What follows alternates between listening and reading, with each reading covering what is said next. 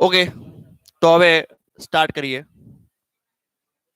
આપણે વાત કરી ચેપ્ટર નંબર 3 ની અંદર કંઈક સ્કીમ જે છે 9 માર્કનું ચેપ્ટર છે આ 4+5 એટલે 5 ની અંદર આપણે 3+2 લઈ શકાય અને 4 માર્કના એમસીક્યુ છે.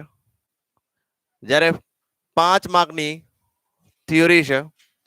થિયરીની અંદર 3 માર્કની થિયરી પણ પૂછી શકાય, 2 માર્કની થિયરી પણ પૂછી શકાય. ખાસ કરીને 3 માર્કમાં જે છે એ એક્ઝામ્પલ વધારે પૂછાતા હોય છે. બરાબર છે.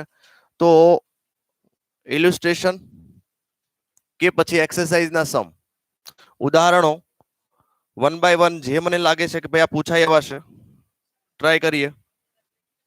અત્યારે રાખો.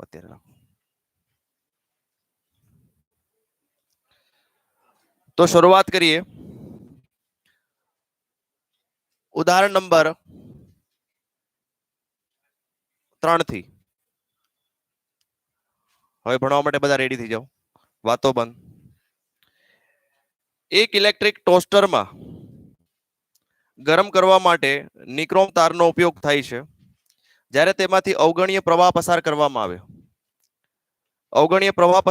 આવે ત્યારે ઓરડાના તાપમાને એટલે કે ઓરડાના તાપમાને 27 ડિગ્રી સેલ્સિયસ તેનો અવરોધ જે છે એ તમને 75.3 ઓહમ આપેલ છે. જ્યારે ટોસ્ટરને 230 વોલ્ટના ઉદ્ગમ સાથે જોડવામાં આવે, ચલો આ અલગ છે કે ભાઈ 230 વોલ્ટના ઉદ્ગમ સાથે જોડવામાં આવે ત્યારે પ્રવાહનું મૂલ્ય જે છે તમને કંઈક આપ્યું છે 2.68 એમ્પિયર સ્થાયી બને છે. તો નિક્રોમ માટે સંકળાયેલા તાપમાનના ગાળા પરનું સરેરાશ અવરોધ તાપમાન ગુણાંકનું મૂલ્ય એટલે આલ્ફા પણ આપ્યું છે. ચલો આલ્ફા લખીએ 1.70 ગુણ્યા 10⁻⁴ કોલમ ઇનવર્સ. તો અહીંયા તમારે ટી જોઈએ છે કે ભાઈ એટલો અવરોધ થાય. સિમ્પલી તમને આ તાપમાન આપ્યું છે, આ અવરોધ આપ્યું છે. તો અવરોધ અને તાપમાન વચ્ચેનો રિલેશન જે છે કંઈક આવો છે, R બરાબર R0 1 પ્લસ આલ્ફા કંઈક આવું છે. R is equal two R0 1 plus alpha T minus T0. તો હવે સંપૂર્ણપણે પહેલા ચેક કરવું જોઈએ કે આમાં શું આપેલું છે, શું મેળવવું છે. તો શરૂઆતનો રૂમ ટેમ્પરેચર ઉપર અવરોધ આપ્યો છે R0 આપ્યો છે તમને. ઓકે, R તો R આપ્યો નથી પણ વોલ્ટેજ વધાર્યો છે તો પ્રવાહ વધ્યો છે. ત્યારે સ્થાયી પ્રવાહ થાય છે તો ત્યારે અવરોધ કેટલો હશે આપણે R જોઈએ. R બરાબર શું થાય V બાય I એટલે 230 ડિવાઇડેડ બાય 2.68 કરવું જોઈએ 85.82 ઓહમ. એનો મતલબ કે 85.82 ઓહમ થવા માટે 85.82 ઓહમ થવા માટે આપણે તાપમાન જોઈએ છે. તો ટોટલ 4 વસ્તુ આપી છે. બરાબર છે. 2 તાપમાન આપ્યા છે, 2 તાપમાન RR0 RR0 આલ્ફા આલ્ફા જોઈએ છે આપણે ટી ને કરતા બનાવવાનો રે. માત્ર ટૂંકમાં આ 2 ડેટા જે છે માત્ર R મેળવવા માટે જ હતો. બરાબર છે. એટલે આ ડેટા માત્ર R મળી ગયો. હવે ખાલી વેલ્યુ મૂકવાની છે. જો આની અંદર ડાયરેક્ટ ટી ને કરતા બનાવી લ્યો તો પણ સારું, અથવા તો બધી વેલ્યુ મૂકી અને સિમ્પ્લિફિકેશન કરો તો પણ મળી જશે આન્સર. હવે માત્ર ને માત્ર સિમ્પ્લિફાય કરવાનો રહ્યો. પહેલું સ્ટેપ આ હતું તમારું કે સ્ટેપ નંબર 1 આ વિચારો કે R આપેલ નથી તો R બરાબર શું થાય V બાય I. તો R આપણને મળી ગયું. તો એટલું અવરોધ થવા માટે કેટલો સમય કેટલો તાપમાન જોઈએ. એટલો અવરોધ થવા માટે તાપમાન વધે. આપણે વાત કરી હતી કે તાપમાનના વધારા સાથે અવરોધ પણ વધે છે. તો એ જ નિયમ ઉપર આપણે આ વાત કરી રહ્યા છે. તો શું કરવું જોઈએ ચલો ટ્રાય કરીએ. R is equal two R0 ને છેદમાં જવા દઈએ is equal to 1 plus alpha T minus T0. R divided by R0 minus ને આ બાજુ જવા દઈએ શું થાય +1 is equal to alpha T minus. Very good. +1 આ બાજુ જશે શું થશે -1. તો R minus R0 divided by R0 is equal to શું થશે આલ્ફા ટી માઇનસ T0. આપણે ટી સુધી પહોંચવું છે તો આલ્ફા ને નીચે લઈ આવીએ તો ટી માઇનસ ટી ઝીરો ને અહીંથી શરૂઆતથી લખું ટી માઇનસ ટી ઝીરો બરાબર શું લખીએ કઈ R minus R zero divided by alpha into R zero અને ફાઇનલી ટી ને કરતા બનાવો હોય તો આર માઇનસ આર ઝીરો ના છેદમાં alpha R zero plus T zero. હવે માત્ર ને માત્ર તમને જે કિંમત આપેલી છે એ કિંમત મૂકવાની રહેશે. સમજાવી દઉં, આ ટી ઝીરો ની કિંમત છે, આ જે છે આર ઝીરો છે અને આ આર છે. 1 2 3 અને આ 4 ચારે કિંમત અહીંયા મૂકી અને તમારે સિમ્પ્લિફાય કરવાનું રહેશે. ઓકે, આ રીતે એક્ઝામ્પલ તમે સોલ્વ કરી શકો. સ્ટેપ નંબર 1 અને ત્યારબાદ આ થઈ ગયું સ્ટેપ નંબર 2. ડાયરેક્ટ આ પણ ફોર્મ્યુલા મૂકી શકો, પણ આ ફોર્મ્યુલા જો આવડતો હોય તો, ના આવડે તો ડાયરેક્ટ તમારે ટી ને કરતા બનાવવાનું. જેટલું સિમ્પ્લિફિકેશન સાદું થાય એવું કરવાનું. જો તમે સીધી બધી વેલ્યુ અહીંયા મૂકી દેશો તો પણ ચાલશે, પણ શું થશે તો કે મલ્ટીપ્લાય છે, ઇન્ટુ છે, ફેરવવામાં કદાચ ભૂલ થઈ શકે. તો શક્ય હોય તો અહીંયા સુધી પહોંચીને પછી વેલ્યુ મૂકશો તો એક્ઝામ્પલ થોડો ઈઝી થઈ જશે. ચલો, આ તો ઉદાહરણ નંબર 3. સિમ્પ્લિફિકેશન તમે જાતે કરશો.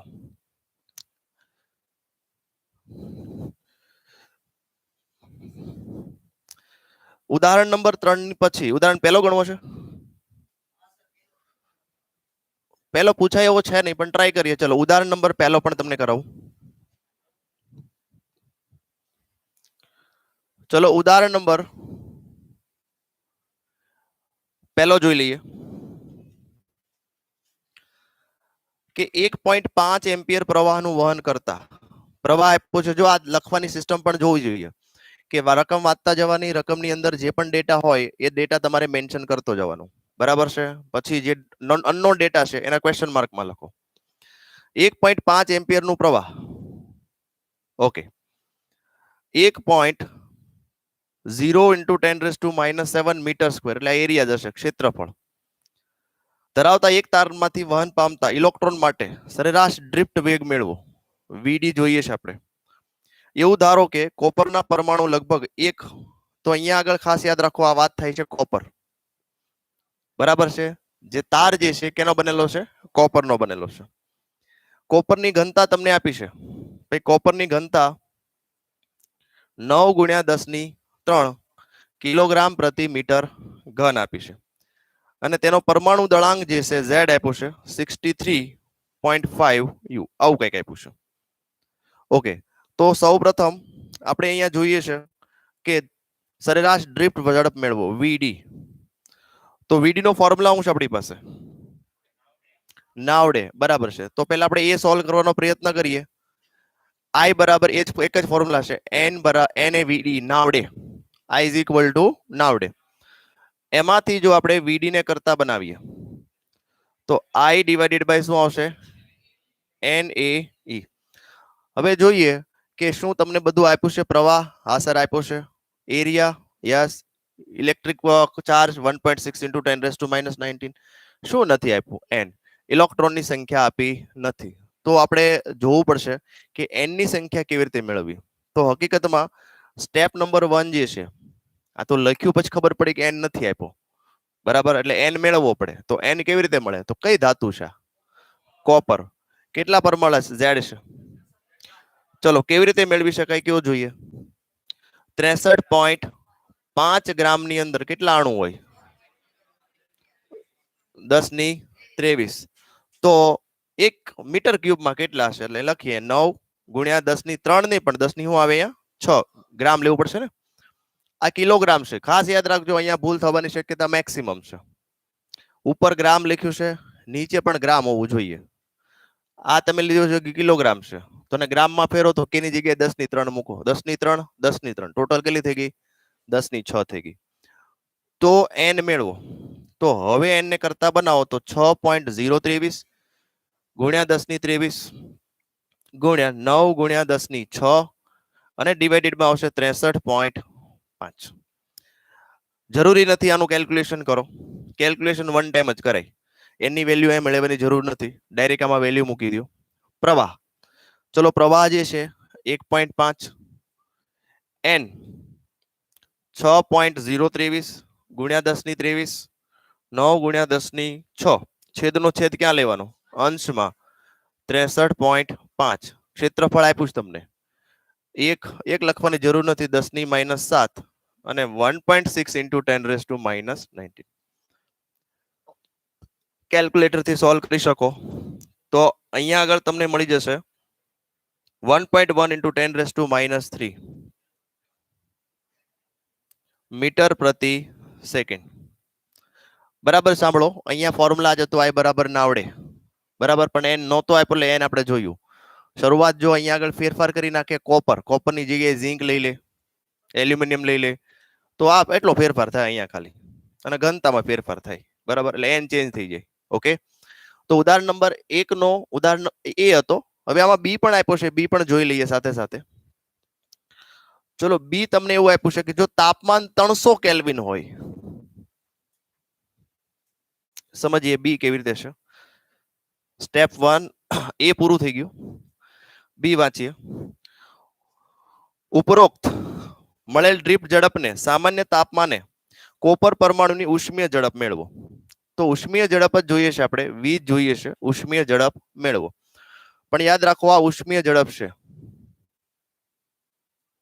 ઓકે, તો સામાન્ય તાપમાન જે છે 27 ડિગ્રી સેલ્સિયસ થાય, એને કેલ્વિનમાં ફેરવો.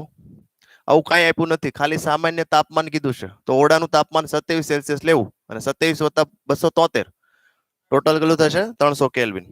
ઓકે, તો હવે અહીંયા ધ્યાન આપો. ઉર્જાનો ફોર્મ્યુલા જે છે કંઈક આવો છે, કે બરાબર 3/2 બોલ્ટ્ઝમેન અચળાંક 3/2 કેબીટી, ધોરણ 11 સાયન્સમાં ભણી ગયા. અને ગતિ ઉર્જા બરાબર લખીએ ½ mv², 3/2 કેબીટી.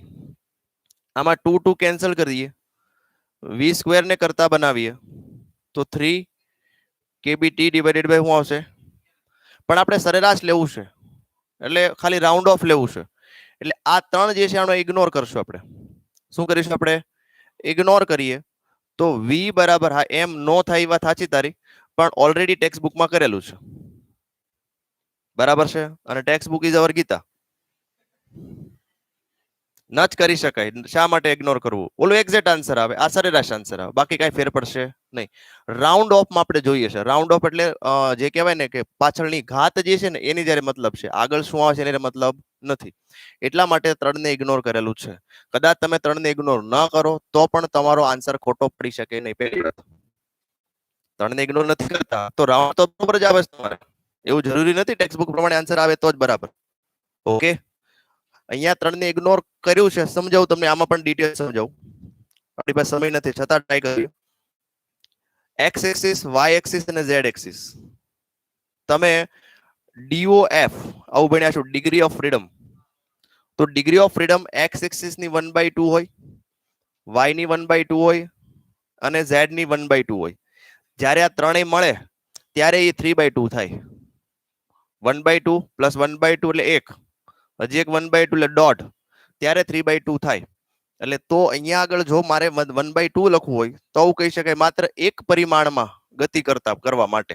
એટલે ડિગ્રી ઓફ ફ્રીડમ જો એમ કે એક જ માટે ડિસાઈડ કરો તો પછી અહીંયા 3/2 લખવાની જરૂર ન રહે, ડાયરેક્ટ 1/2 લખી શકાય, અને તો પછી 3 ને ઇગ્નોર કરવાની જરૂર પડે નહીં.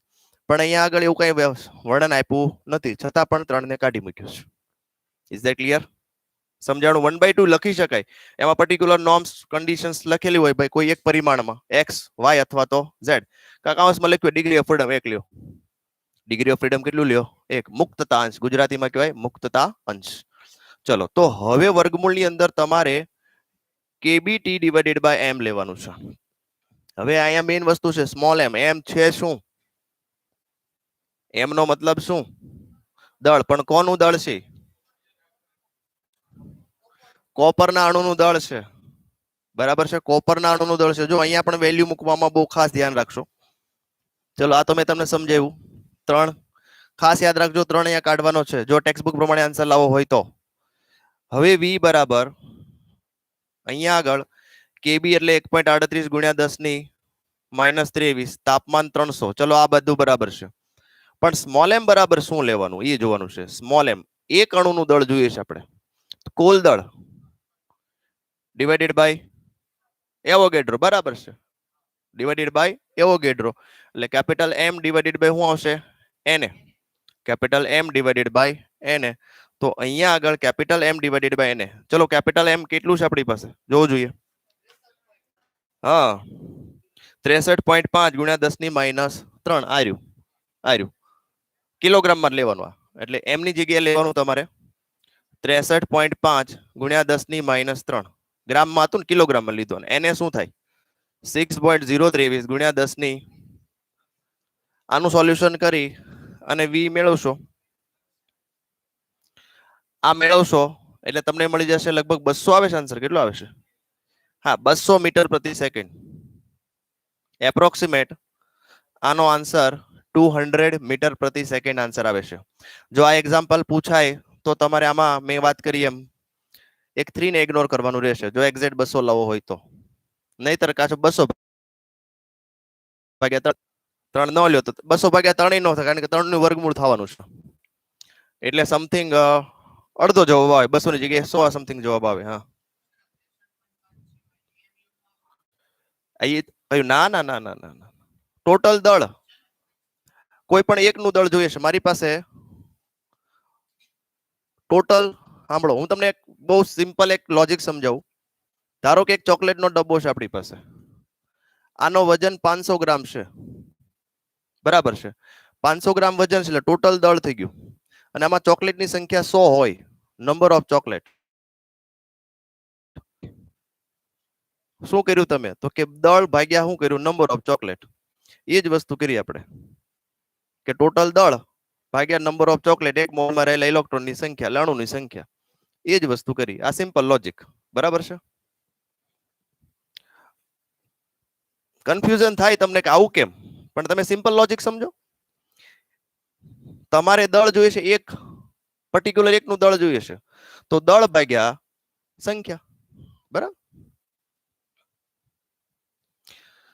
અથવા તો તમારે કુલ દળ જોઈતું હોય તો તમે શું કરો કેવું જોઈએ.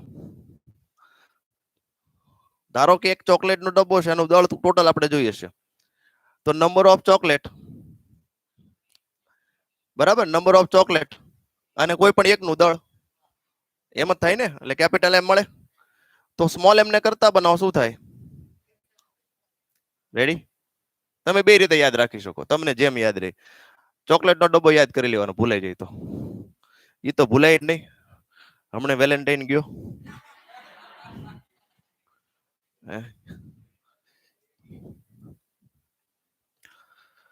આગળ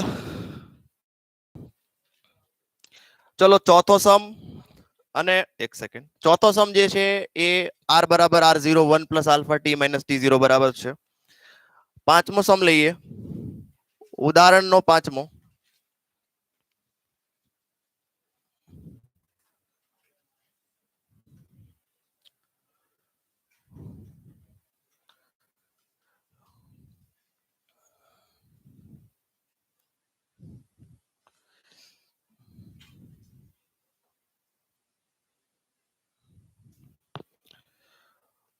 મેન્શન કરી દઈએ ડેટા 16 1 4 4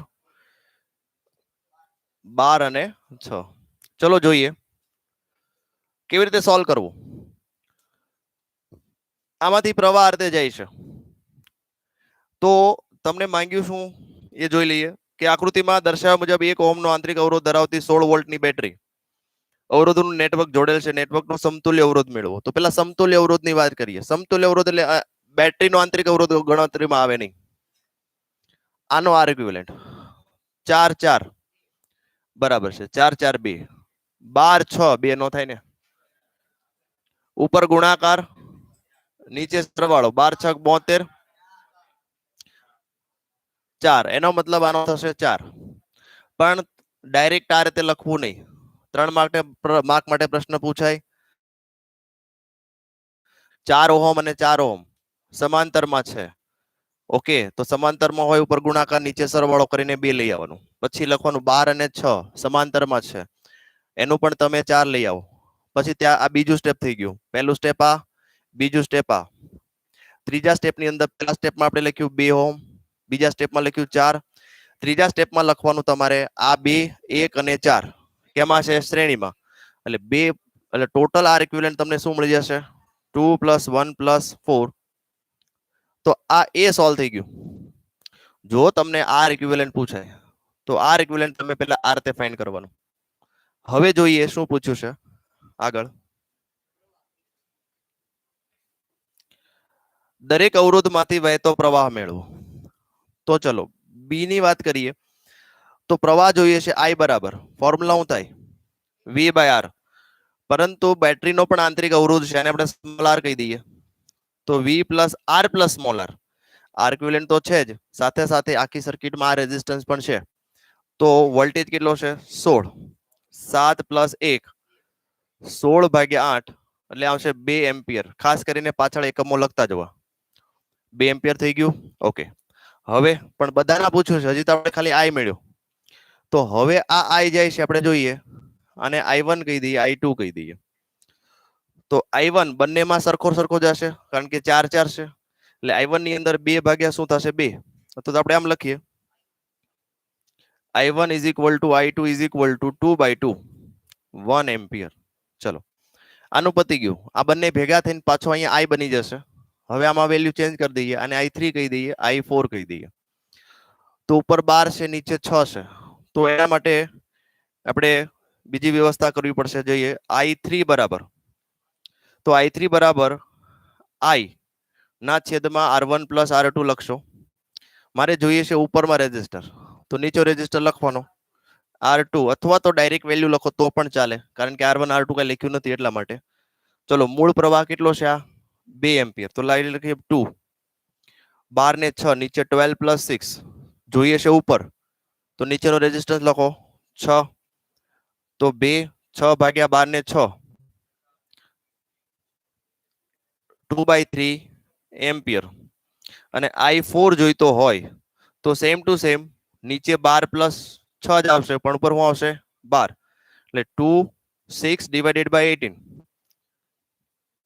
અરે 6 ક્યાંથી આવ્યો 12.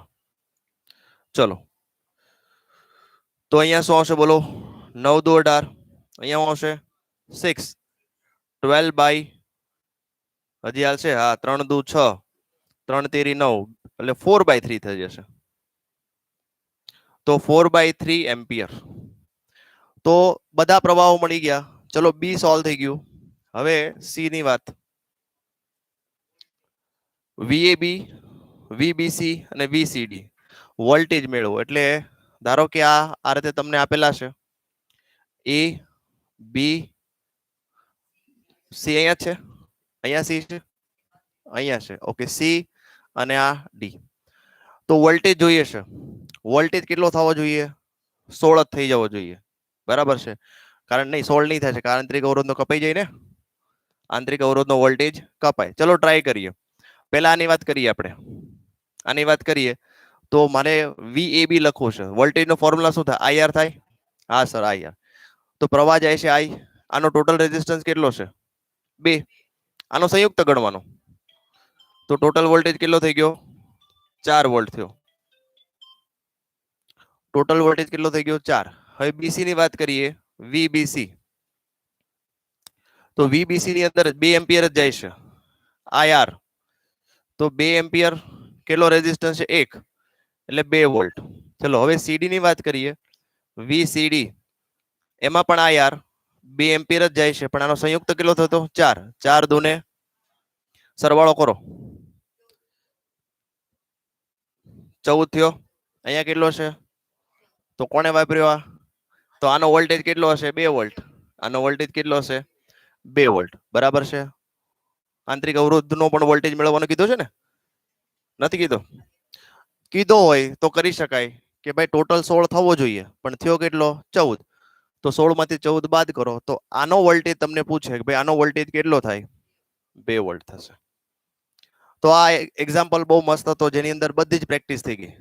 બધા પ્રવાહો આવી ગયા કારણ કે શ્રેણી પણ આવી ગયું, સમાંતર પણ આવી ગયું, આંતરિક અવરોધ પણ આવી ગયો, બેટરી આવી ગઈ. લગભગ બધી જ પ્રેક્ટિસ આમાં આવી જાય છે. ઓકે, આગળ લઈએ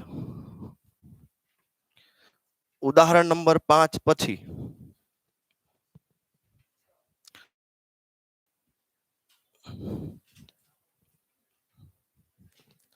આ બધા જ એક્ઝામ્પલ, જેટલા એક્ઝામ્પલ હું લઉં છું એ બધા એક્ઝામ્પલ તમારે વન ટાઈમ હોમવર્કમાં લખવાના રહેશે. લાસ્ટ લેક્ચરમાં તમને ચેપ્ટર નંબર 2 નું હોમવર્ક આપેલું હતું. હા, 2 નો તો લેવાઈ ગયું હતું, પણ અમુક બાકી હતા ને પાછા 2 માં, અને 3 નું પણ હોમવર્ક આપ્યું હતું. હમણાં હું કલેક્શન કરું છું હોમવર્ક નું. ઉદાહરણ નંબર 6. હા, ચલો ઉદાહરણ નંબર 6 બહુ મોસ્ટ આઈપી કરો, પૂછાય એવો કરો.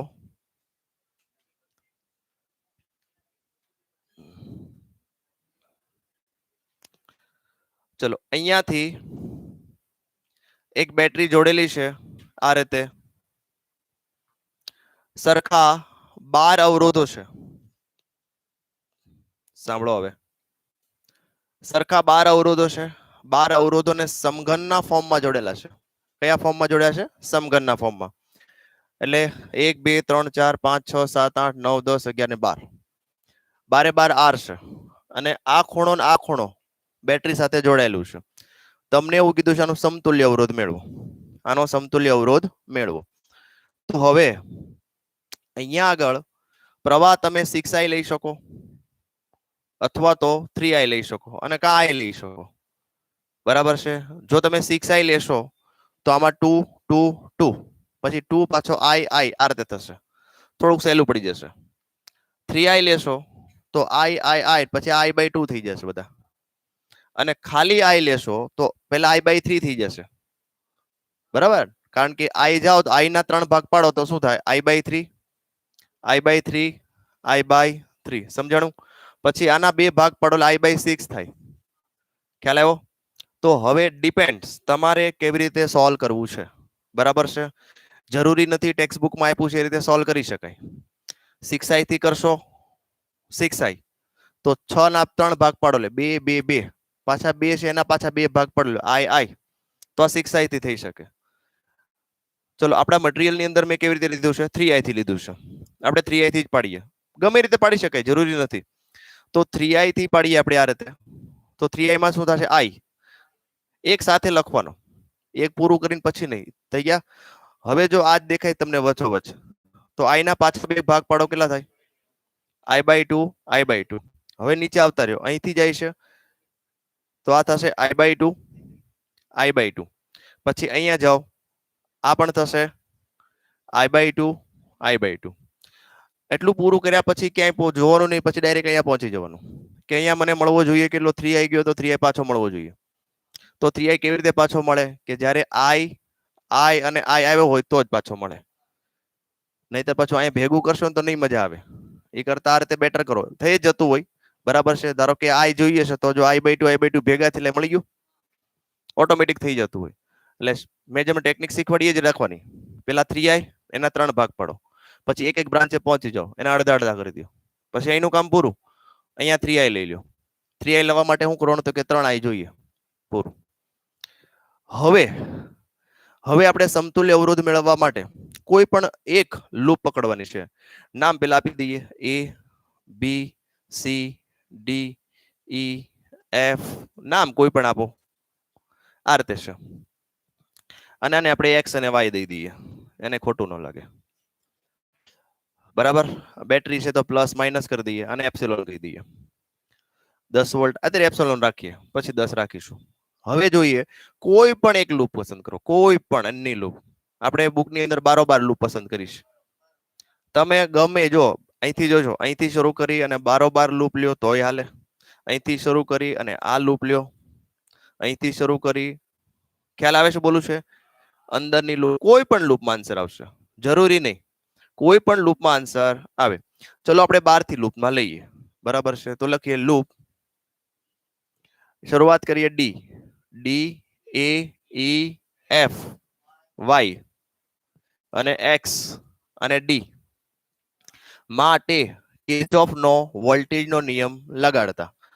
તો પેલા આમ જવું છે, બધા રેઝિસ્ટન્સ R છે એમ સમજો. તમે લખતા નથી, બધા રેઝિસ્ટન્સ કેવા છે? R. અથવા તો દોરો આપણે રેઝિસ્ટન્સ. ઓકે, તો d થી એ પ્રવાહની દિશામાં જાય છે તો લખીશું -ir. પછી આમ તો પ્રવાહની દિશામાં એટલે માઇનસ, પ્રવાહ i/2, રેઝિસ્ટન્સ R જ છે, અહીંયા પહોંચી ગયા. હવે અહીંથી E થી F માઇનસ IR અહીંયા પહોંચી ગયા. હવે અહીંથી આ જઈએ છે y કાંઈ નથી, માઇનસ થી પ્લસ કૂદકો માર્યો, પ્લસ એપ્સિલોન બરાબર 0. તો હવે તમે જોશો 1 2 અને અડધું એટલે અઢી થયું ને, એટલે 5/2. એટલે એપ્સિલોન બરાબર શું લખીએ કે 5/2 r, સમીકરણ નંબર 1. ચલો ક્લિયર? હા હા આઈઆર આઈઆર. ચલો આ સમજાણું, ગમે લૂપ કરો આ જ આન્સર આવશે 5/2 IR. આ બધા માઇનસ હતા એને આ બાજુ લઈ ગયા એટલે પ્લસ થઈ જાય ને, માઇનસ 5/2 છે, અહીંયા પ્લસ એપ્સિલોન છે. આ બધા માઇનસ, એકચ્યુઅલી એક સ્ટેપ લખવું હોય તો લખાય minus 5IR divided by 2 plus epsilon is equal to 0. અને આ બાજુ લઈ જાઓ, થઈ ગયા પ્લસ. ચલો આ પહેલું સ્ટેપ હતું, this is the step number 1. હવે સ્ટેપ નંબર 2 અગત્યનું છે, ખાસ યાદ રાખજો. હવે જે સ્ટેપ છે એ અગત્યનું છે કે ધારો કે આ રેઝિસ્ટન્સ જે છે, જોજો આ આર ઇક્વિવેલન્ટ હોય, બરાબર, આખાનો રેઝિસ્ટર આર ઇક્વિવેલન્ટ લઈ લીધો. એની સર્કિટ પાછી ડ્રો કરું છું, જોઈ લો. તો આ બેટરીનો વોલ્ટેજ કેટલો છે? એપ્સિલોન, બરાબર. અહીંથી પ્રવાહ અહીંયા ગયો તો કેટલો? 3I ગયો, તો આપણે 3I જ વાપરવાનો છે, બરાબર છે, જોઈ લો. તો આના માટે આપણે KVL વાપરવું છે. તો નામ આપી દઈએ, અહીંયા આગળ નામ લીધું હતું ડી, અને આ એફ, અને આ શું છે? વાય, અને આ એક્સ. તો ફરીથી લખીએ loop D F Y X, અને ડી માટે કિર્ચોફનો બીજો નિયમ લગાડતા. તો જો જોઈએ ડી થી એફ લખાવો જોઈએ, શું થાય? પહેલા તો પ્રવાહની દિશામાં એટલે માઇનસ, આ બેનો ગુણાકાર 3I R ઇક્વિવેલન્ટ. પછી અહીંથી ગયા નથી, માઇનસ થી પ્લસ, પ્લસ એપ્સિલોન બરાબર 0. તો એપ્સિલોન બરાબર શું થાય? 3I R ઇક્વિવેલન્ટ, સમીકરણ નંબર. તો સમીકરણ 1 જો તમે, એ પણ શું છે? એપ્સિલોન. સમીકરણ 2 જો, તો સમીકરણ 1 અને 2 ને સરખાવતા, 1 અને 2 ને સરખાવતા, 1 અને 2 સરખાવો. તો પહેલા આ લખી જશે 3I R ઇક્વિવેલન્ટ બરાબર શું થશે? 5/2 IR. I કેન્સલ, આપણે તો R ઇક્વિવેલન્ટ જોઈએ છે. તો R ઇક્વિવેલન્ટ શું મળે? 5/6R. તો આ તમારો આન્સર થઈ ગયો.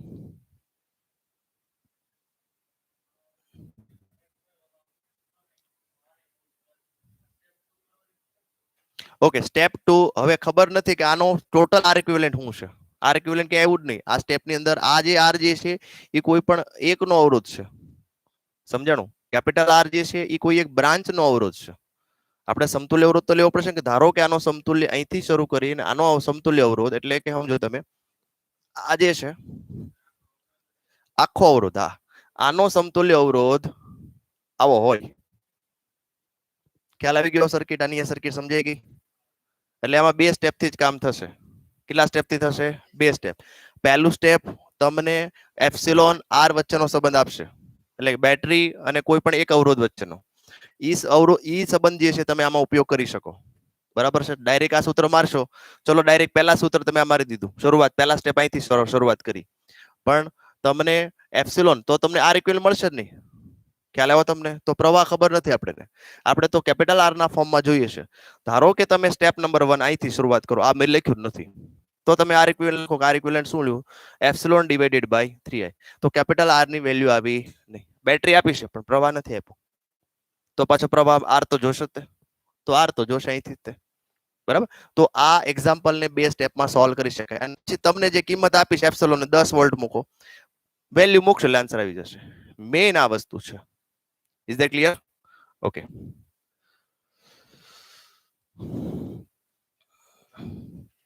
આન્સર યાદ જ હોવો જોઈએ. આનો 5/6 જ આવે છે, બરાબર. કેટલો આન્સર આવે છે?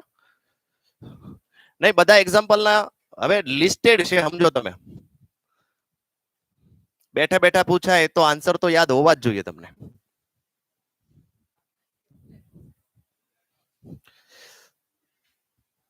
ચલો ઉદાહરણ નંબર આ તો છઠ્ઠો. ઉદાહરણ નંબર 7 જે છે, બસ એમાં KVL જ મારવાનું છે અને સિમ્પ્લિફિકેશન કરવાનું છે, બરાબર છે. છતાં હું તમને ખાલી આઈડિયા આપી દઉં કેવી રીતે કરવાનું છે.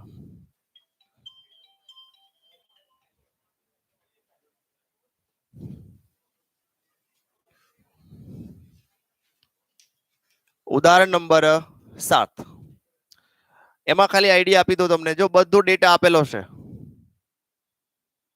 આ એકચ્યુઅલ 4 માર્ક માટે પૂછાય, પણ 4 માર્ક માટે પૂછવાની પરમિશન નથી.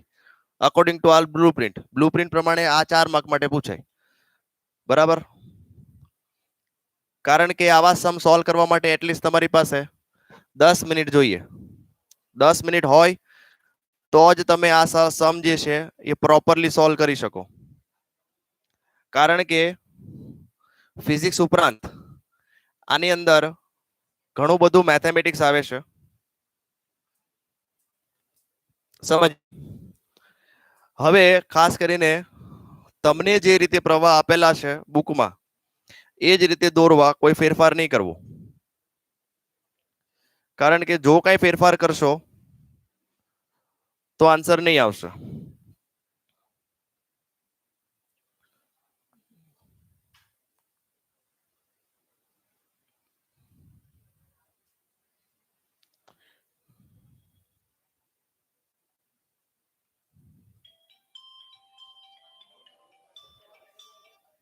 કેમ આજે બહુ ફોન આવે છે? હવે જો આને સોલ્વ કેમ કરવું, નામ પણ તમને આપેલા છે એ પ્રમાણે લખીએ. ABCD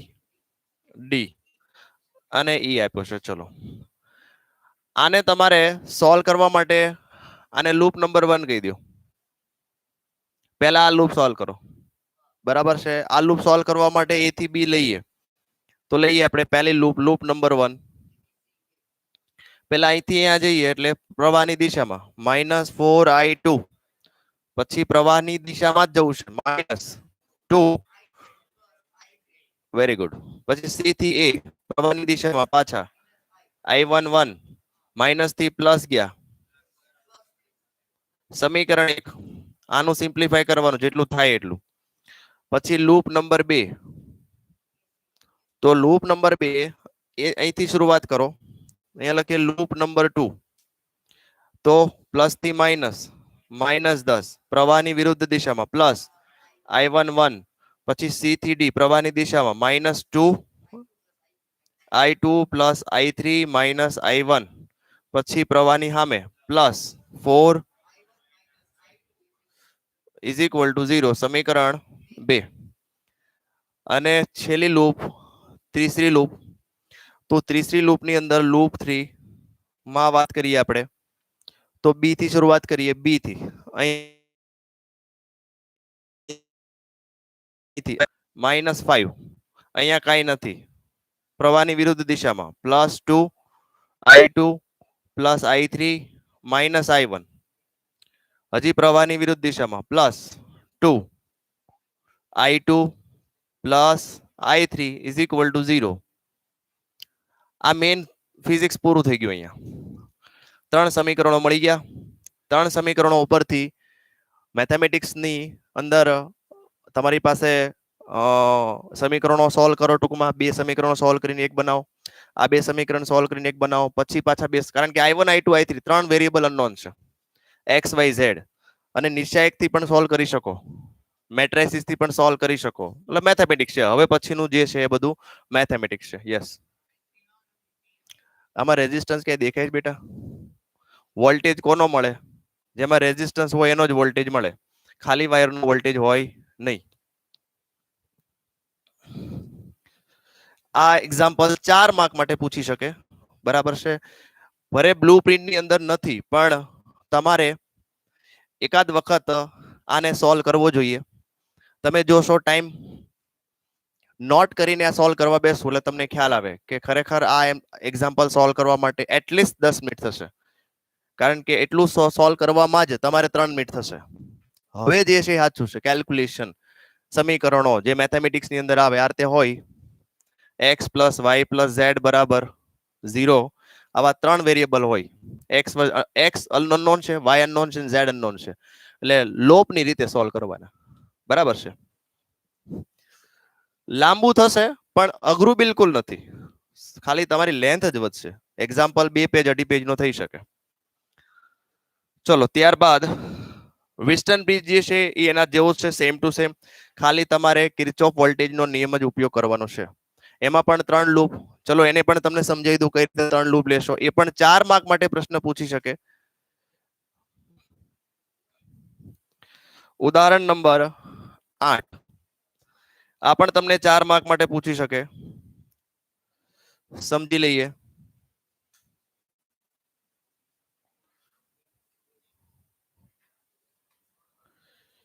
તમને લાગે કે ભાઈ આ વિસ્ટર્ન બ્રિજ લાગે છે, પણ જોઈ લેવાનું બ્રાન્ચીસ ના અવરોધો કેન્સલ થતા હોય. આ 100 છે, આ 60 છે, આ 10 અને આ 5 છે. આ બેનો ગુણોત્તર સમાન હોય તો વચ્ચેનું કેન્સલ થાય. બરાબર છે, બાકી થઈ શકે નહીં. નહીતર લાંબી પ્રોસીજર થી સોલ્વ કરવો પડે. તો લાંબી પ્રોસીજર એટલે પહેલી આ લૂપ લઈ લેવાની, પછી આ લૂપ લેવાની બીજી, અને ત્રીજી લૂપ જે છે એ આ રીતે લઈ લેવાની. અહીંથી શરૂ કરી આ 3 લૂપ ને સોલ્વ કરો, 3 સમીકરણ મળશે, i1 i2 અને i3. લાસ્ટ આપણે એક્ઝામ્પલ ગણ્યો તો એના જેવો જ તે. બરાબર, કિર્ચોફ વોલ્ટેજ ના નિયમથી ગણાય. આ સમ 4 માર્કમાં પૂછાય. આ પણ તમને 10 મિનિટ થશે સોલ્વ થતા. બરાબર છે, 4 માર્ક માટે પૂછી શકે.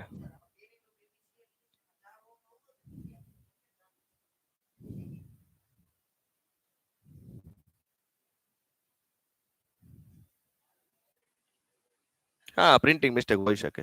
જોઈ લેજો ને, કદાચ હોય તો મને કહેજો પાછા. સોલ્વ કરીને જોઈ લેજો. બરાબર, ચલો ઉદાહરણ નંબર 9.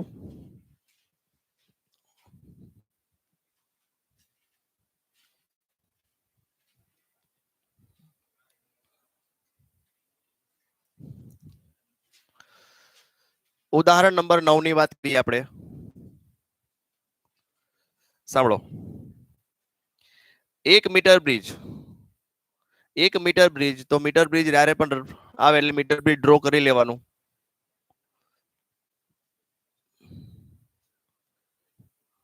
ફટાફટ 1 મીટર બ્રિજ દોરવાનું જ તે, તો આઈડિયા વધારે આવશે તમને કે ભાઈ અહીંયા આગળ એક રેઝિસ્ટન્સ અહીંયા. તો A થી 33 આ A પોઈન્ટ હોય, આ B પોઈન્ટ હોય. તો માની લો અહીંયા આગળ 33.7 આપ્યું છે. તો તટસ્થ બિંદુ 33.7 આપ્યું છે. અહીંથી તટસ્થ બિંદુ કેટલું આપ્યું છે? 33.7. સમતોલે છે, ખબર નથી આ અવરોધો કયા કયા છે. ધારો કે આ R છે, S છે, તમે R1 R2 લઈ શકો, જરૂરી નથી R અને S લેવા. તો આ 33.7 હોય, 100 માંથી 33.7 બાદ કરો, 66.3. તો આના ઉપરથી આપણે ત્રિરાશિ મારીએ ભાઈ, આના અથવા તો R divided by S is equal to શું થાય? 33.7 બાય શું આવશે? 60.3. સમીકરણ નંબર 1. ચલો સ્ટેપ નંબર 1 પૂરું. હવે આમ તો તમારે ફોર્મ્યુલા લખવું જોઈએ, R by S is equal to L divided by 100 minus L. જે L ની કિંમત મૂકતા આપણે ડાયરેક્ટ થોડુંક શોર્ટકટ મારી દીધું. હવે તમને એવું કીધું છે S ને 12 ઓહમ નો અવરોધ જોડવામાં આવે છે, સમાંતર જોડવામાં આવે છે. S ને સમાંતર 12. તો હવે અહીંયા આગળ એક સમાંતર અવરોધ 12 જોડી દીધો. તો ફોર્મ્યુલા તો આ છે આપણી પાસે. બરાબર છે. ત્યારે સ્ટેપ નંબર 2 ની અંદર તમને કહે છે કે જ્યારે આવું જોડવામાં આવે ત્યારે એનો તટસ્થ પોઈન્ટ બદલાઈ જાય છે. તટસ્થ પોઈન્ટ બદલાઈ 5.19 લખ્યું છે. Okay okay okay, printing mistake છે. 51.9 સેન્ટીમીટર આવે છે. સાંભળજો. તો સેકન્ડ ટાઈમ 51.9, તો 100 માઇનસ L ની કિંમત શું થઈ ગયો જોઈએ? 48.1 સેન્ટીમીટર. હવે ફોર્મ્યુલા જ વાપરવાનો છે R, પણ S ની જગ્યાએ શું લેશો? આ S ઇક્વિવેલન્ટ લેવો પડશે ને. તો ઉપર ગુણાકાર એટલે 12S ડિવાઇડેડ બાય શું થશે? 12 plus S is equal two, તો કે L 51.9 ડિવાઇડેડ બાય 48.1. છેદનો છેદ ક્યાં જવા દો? અંશમાં. અથવા તો જો તમે, હા કાંઈ વાંધો નહીં, 12 12 ની r 12 plus s divided by 12s. હવે r divided by s already છે આપણી પાસે 51.9 ડિવાઇડેડ બાય 48.1. આની કિંમત અહીંયા મૂકો 33.7 66.3 12 plus s divided by 12 is equal to 51.9. હવે તમારે કેલ્ક્યુલેટર ચલાવીને s જ મેળવવાનો છે. ખાલી s ની કિંમત અહીંયા મૂકો, ક્રોસ મલ્ટીપ્લાય કરો, r મેળવો. તમને r અને s મેળવવાનું કીધું હતું. ચલો આને મોસ્ટ એમપી કરો. આવો પ્રશ્ન તમને પૂછી શકે બોર્ડ ની અંદર 3 માર્ક માટે.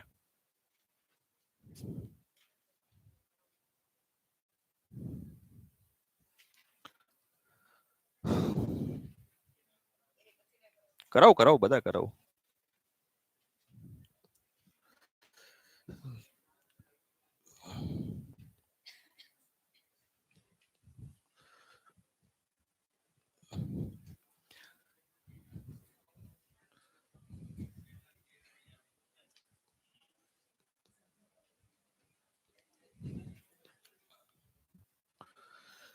ચલો તો આપણે વાત કરી 9 માની. હવે 10મો પ્રશ્ન જે છે ઉદાહરણનો આ પણ તમને 4 માર્ક માટે પૂછી શકાય. કેવા માંગે છે પોટેન્શિયોમીટર, પણ પોટેન્શિયોમીટર જેવું કઈ છે નહીં. એક સામાન્ય સર્કિટ આપી છે, એમાં તમારે વોલ્ટેજ મેળવવો છે. પહેલા હું જેમ ડ્રો કરીશ એમ ડ્રો કરી આપું. આ રીતે